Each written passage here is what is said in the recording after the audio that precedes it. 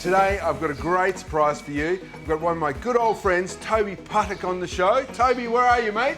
I'm just here. Can I say you said Puttock beautifully? It rhymes with. Welcome to the show. Yeah. Thanks for having me. No, it's a pleasure. So, Tobie, what are we going to cook today?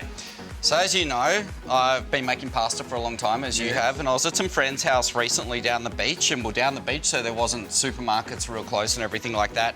And we started to work out what we're going to have for lunch, and I saw they had this kale, not this exact kale, this is different, but it was getting a bit tired. Yeah. So what we want to do is actually make a pasta dough from this, and it's really, really simple. Because most people pull that out of the fridge and go, oh, you know, I've just spent $4 on that, and I'm going to throw it away because it does look unappetising, but it's still got flavour and it's still useful. And look at this, Ben. This is a pasta dough. I'm just going to go the hard sell before we make it so people don't switch the channel over and think, oh, we don't want to see stuff made with this. Look, this is beautiful, and this is pasta dough. And you can get the kids making this. It's like free labour with the kids. Why don't you show them how to do one or two? It's kind of the same shape, Tom. Yeah, it is. I moulded it off my own head.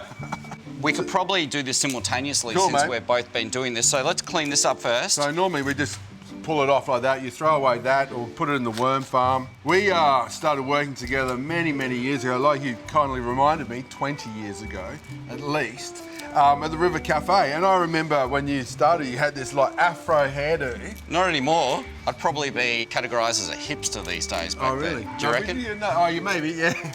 But that was a long time ago. I reckon that was in the 90s, and sometimes I speak to kids and they're like, oh, you know, how long you been cooking? And then it makes me feel very old. Yeah. Well, I've been cooking for 32 years and I employ people 32? Yeah. Well, I started when I was 18.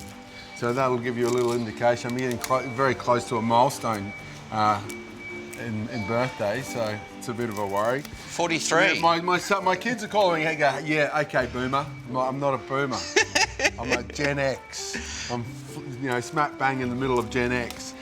But yeah, that's a challenge. Now, I came up with a formula for this the other day, and I worked out that basically 1 cup of packed greens, which will then blanch, refresh, and squeeze all the moisture out, to 2 cups of semolina, and maybe about a 1/4 cup of water after, depending on the green you're using, because you can use any green. You could use kale in here. Spinach is awesome. You could even use rocket. Once again, the blanching time is going to depend on what you're blanching. If it's spinach, it's like, as you know, 30 seconds.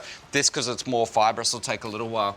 Can I use, what's this, the Hannibal Lecter thing? Or? Yes, it is. It is whatever you want it to be, mate. Don't need to put that into ice once it's... I would like to. Have you got ice? But we can just do cold water as well. Yeah, we'll cold just chuck it under cold water and think. Yeah, this is cooking. It's we're not saving people's lives here. So, as long as we get it cold. Now, I'm going to reserve this water to cook the gnocchi in as well, because it seems... And it's got flavour. Would you season that as well? Yeah, let me take that. I'll refresh that.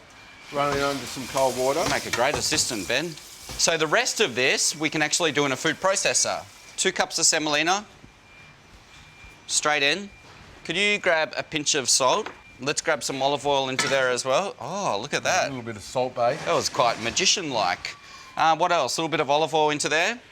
And just get that going, Ben. And basically what we want to do is chop all of that into the flour. And I was really amazed the first time I made this, because I realised you don't need to add so much moisture into there because there's already moisture now in the greens. So that almost adds as our moisture for this. So if you wanted to make it sort of like traditional without colour, without greenery, you would just add a little bit of water. It's about 1 1/4 cup of water to 2 cups of semolina. So it's just going to get noisy here, okay? Right, music please.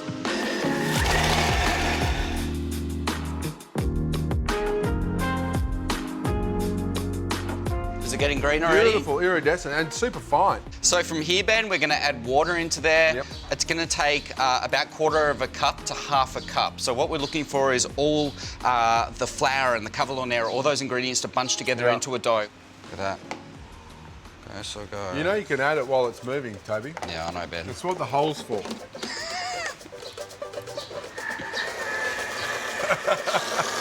But don't look. That's why you were my senior at the River Cafe, all right? What are you doing, Tobie? Yeah. Pour it in.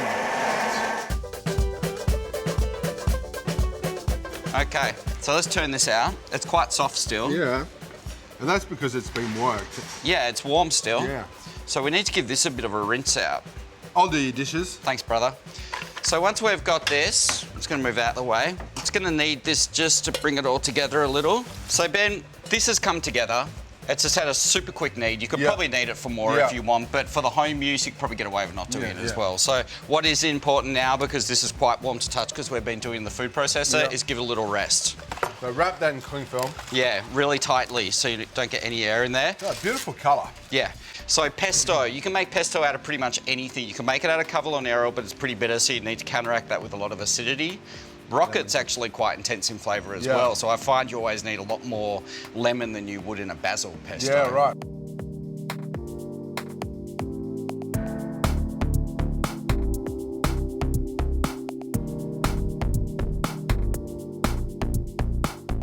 Okay, so we've got garlic into there. I've got some toasted pine nuts there. As you know already, toasting pine nuts is easy as putting them in a dry pan, medium heat. Keep your eye on them. They're expensive. They go from raw to burnt really quickly. Like most nuts, is that because of the high oil content. Yeah. And as soon as that oil gets to a certain level, boom. So I've got the garlic and the pine nuts in there. I'm just going to give that a really quick pulse.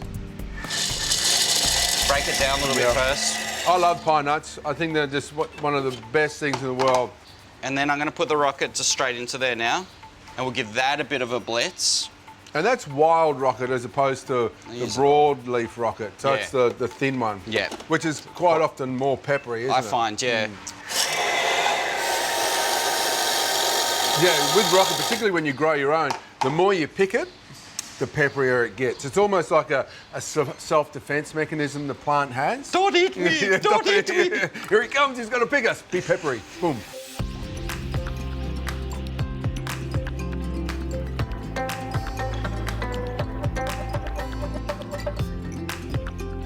Have a look at this. So we're starting to get there with that consistency, maybe a little more. So you don't really blend it too much more once you've got the oil, and the oil is just there to kind of loosen it, split it. Okay, so pinch of salt. I'm gonna use some pecorino cheese. You could use Parmesan, and you could also leave cheese out altogether because this is the only thing that takes it over from the vegan side to not vegan. So you could leave cheese out, and you could swap out pine nuts for cashews. Yeah. So cashews are cheaper, and they give you a nice creamy effect as well. And they've been described as the vegan Parmesan. Like they taste a little bit of Parmesan cheese when you start using them. So I'm not going to go too top heavy.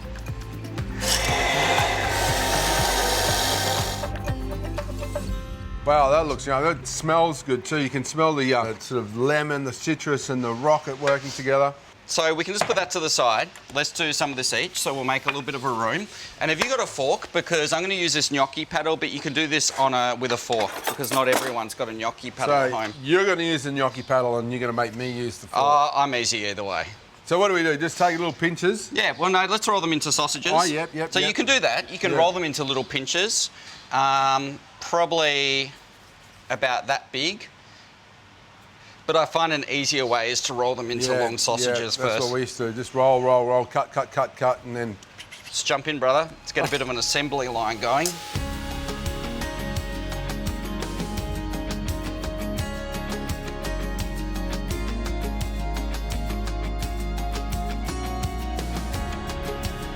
So basically, first of all, we've rolled them into our sausages about, what, 1 centimetre in thickness. Yep. Don't worry if they're not perfect, it doesn't matter, this is rustic cooking. And then you cut them into little pieces about that size, so centimetre by centimetre square kind of thing. And then this is a gnocchi paddle, which is awesome, but you can use a fork. That's a fork. So you can show us how to do one off the fork. This isn't your first rodeo with these, so you just kind of... Just roll it off like that. Yeah. Obviously, it rolls a little bit better off the board, but you get the idea. So you kind of push down and drag it along, and then I roll it off like that. Gnocchi paddles you can buy here at the Pram Market. Think of this as like a spaghetti. Like it's very thick in texture, so I wouldn't want to eat 300 grams of this. You'd need a wheelbarrow to get you home after. We normally serve about 120 grams. Yeah. I do 80 to 100, 120 for a big one. 120 would be a main course, I think. Big time. And I do it with my daughter all the time. Yeah. So hers are, a little bit dodgy, but she'll get better. She's only 4. And I think it's such a beautiful thing to get your kids doing this kind of stuff. Yeah. What a beautiful life skill to teach them as they grow up. A bit of salt in the water. Right, Ben, let's put these straight in. Okay, so as we said before, these do need to cook out. When you're cooking a potato gnocchi, because the potato's already cooked, you're only cooking a small amount of flour that's bonding that gnocchi together. This is all flour. Is it like gnocchi though? Will it float up to the top when it's ready or no? One would hope. And how do you know? Do you throw it against the wall and it sticks? I taste it, to be honest. I just fish one of them out.